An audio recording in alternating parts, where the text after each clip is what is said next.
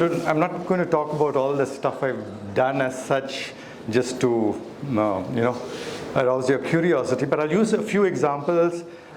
These are only the ones that are inventions that are in the field of assistive technology.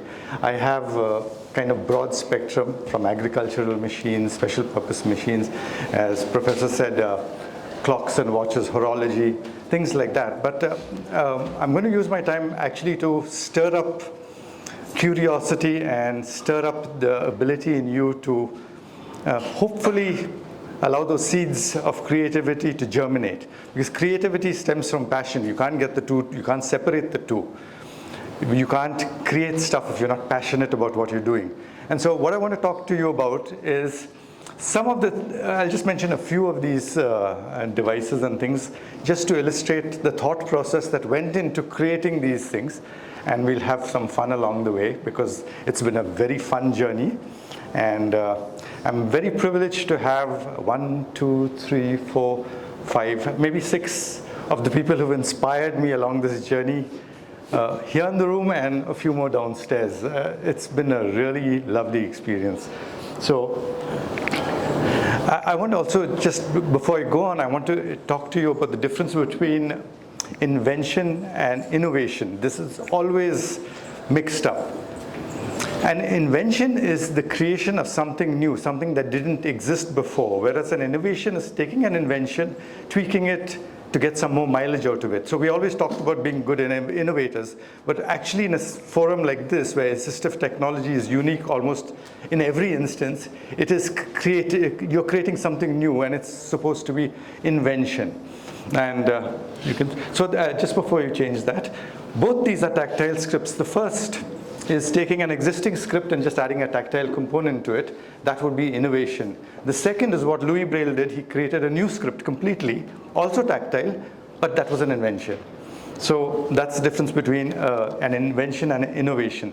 One of my people who inspired me is just coming. And okay, you can go to the next slide.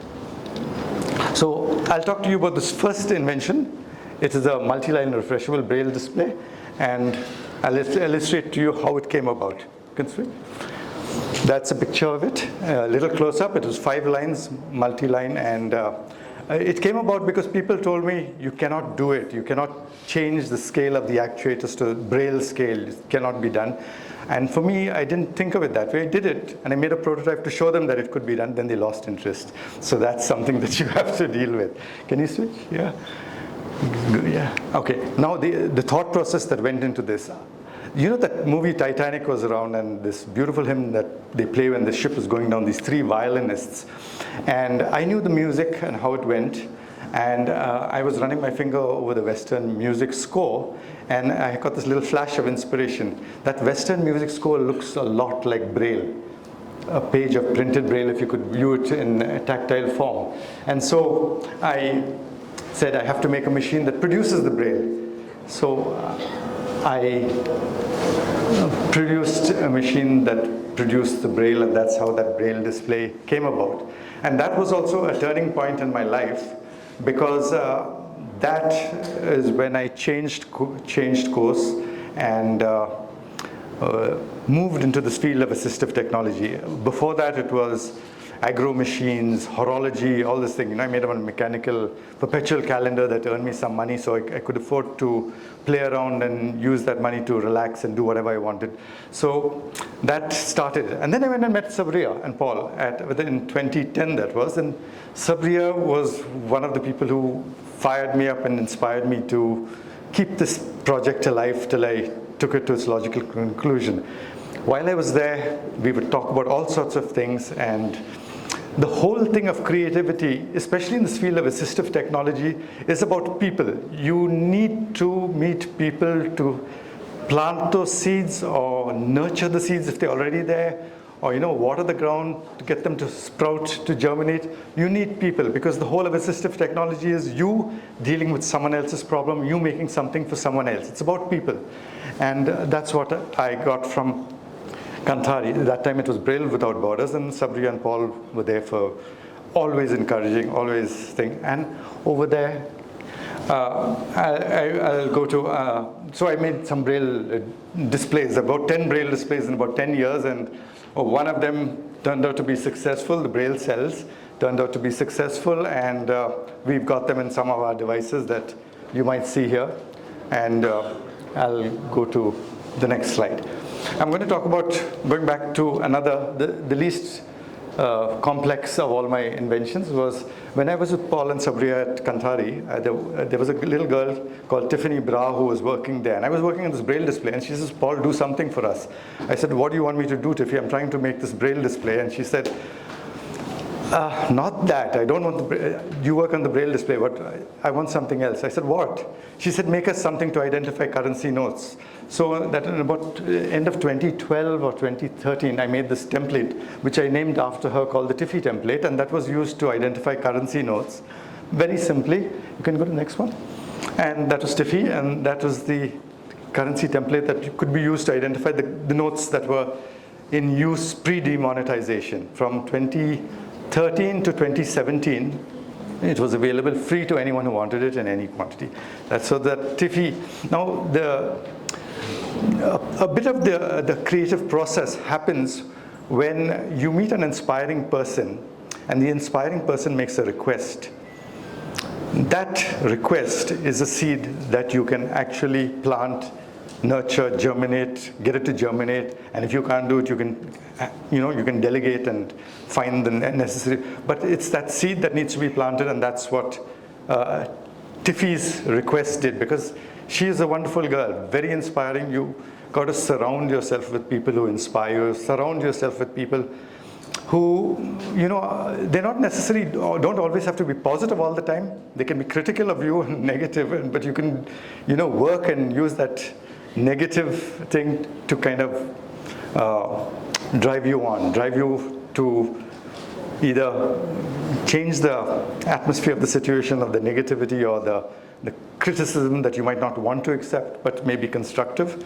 You harness that potential that is thrown your way. So again, going back to it, it's all about people. Can you go to the next one? So now we come to some of the other inspiring people in the room, and I will talk about Aishwarya sitting there. Can you go? And there she in the picture. Now Aishwarya was my friend, and we were walking back after a conference at IIITB a few years ago, and I said, "Aishwarya, tell me what's on your wish list." And she said, "I want to be able to draw." Now she's blind, and the first thought that crossed my mind, I told her, I don't know if she remembers, I said, "I think it'll be easier for me to take you to the moon and back before I can make something to help you draw." But that, what should I say, went into my mind. And then I played around with some ideas, and I produced some tactile drawings. And it was Namita's birthday the next day, and Supriya was going to Bombay. So I sent them both. I said, for Namita, I said Namita and little tactile script, and Supriya, I said Supriya, and I sent it to both of them. So Namita calls up and says, "You're crazy." And then I got some abuse from her about being crazy, etc. But she was, "How do you do it? How do you do it?" etc. And then Supriya also went through the same thing, but Supriya met the other inspiring woman in Bombay, Neha, who was in the Xavier Institute. And Neha's downstairs, I think, or somewhere. And between the two of them, they called up and they said, I had made the roulette before that as a drawing tool for Aishwarya. And they got to see it and use it, and they've said, "Oh, you've done this thing and it's working and all that. Please," they called up, after a little bit of abuse for not showing them what they said, "Okay, you've done this, now take it to the next step, do a geometry kit." And then Neha says that we've done 2 years of research, and we've come up with this big paper and document of all the why STEM education has taken a nosedive, and why we can't teach the blind kids geometry, etc., etc. And she says, I'm going to send you this document. Chapter 10 deals with the stuff that an ideal geometry kit would need. Everything in chapter 10, I want it. That's all. Now the thing is, when you get a request, or should I say an order, Supriya of course doesn't, she says very nicely, can you do this, Paul, and all that, and it's really thing, but, and Neha, the other extreme, said, do it, I want it, that's it. So between the two of them, people who I really admire and respect, you don't struggle to be creative when you surround yourself with people like this, and when you have people like this on your team and people like this when you work with. It just, creativity just happens because you are doing something that they've been there and they know what they're asking you for. They're not asking you a frivolous thing just to get you to waste your time. It's something that is needed. And creativity happens automatically. And so that, so then we produced the tactile geometry kit and came up with some devices. And the tactile geometry kit has two little things that I want to show you called bisectors that even didn't exist even in the sighted thing, but sighted geometry teaching. So we could use those to bisect lines and angles, and that makes it easier. Even for a sighted person, it makes it easier to bisect lines and angles. And so the tactile geometry kit came about because, again, Supriya, Neha, all of them, they just pushed. And I was very encouraged with Supriya because she actually placed an order for the geometry before I had conceptualized the compass also. She had given me an order for it, and that was amazing. It's people like this who encourage you, that keep you going. You know, if you've got to be creative, you've got to surround yourself.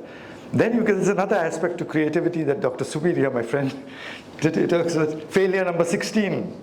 But failure number 16, it doesn't exist in a creative person's book, because there's no such thing as failure, as we were talking about over lunch, I think.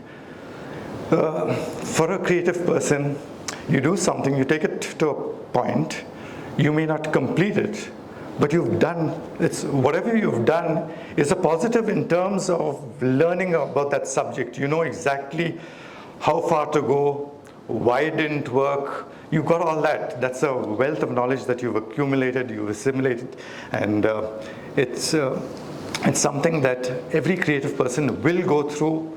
And like Edison said, you know, I've got 1,000 different ways of 1,000 failures before he made the successful light bulb. They were not really failures. They were 1,000 ways how not to do something, he said. They were not failures. So Dr. Subir, he's always there, and he discusses these ideas, and he sent me a thing, and he said failure number 16, but it is not, because we know now how not to do that. But then if you've come up to 90% and you think you failed, someone else might come along when he's documented what he calls failures. But I must tell you another interesting thing. My neighbor calls me.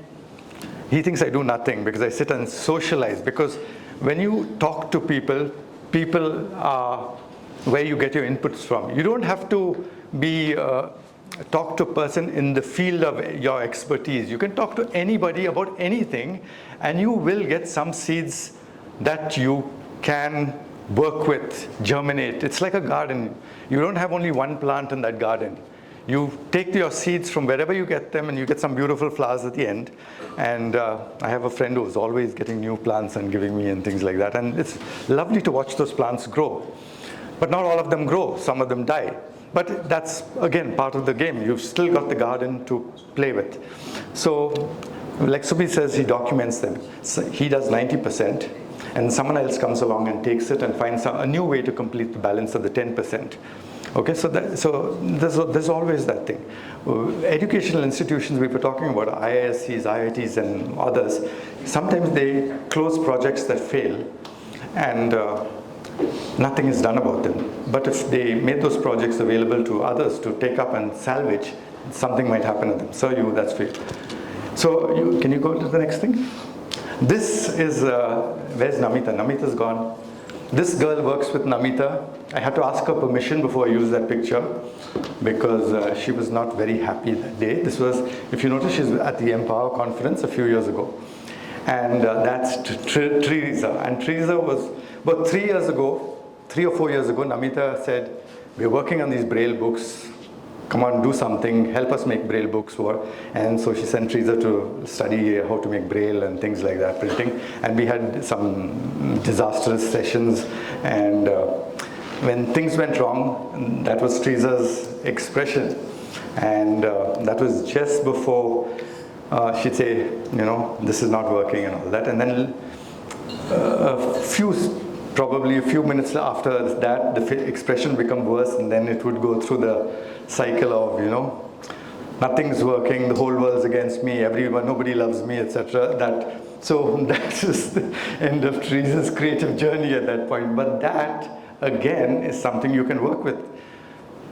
So, like I told Namita, we'll do something to make Teresa smile again. And we did that, and just 3 days ago, can you go to the next slide?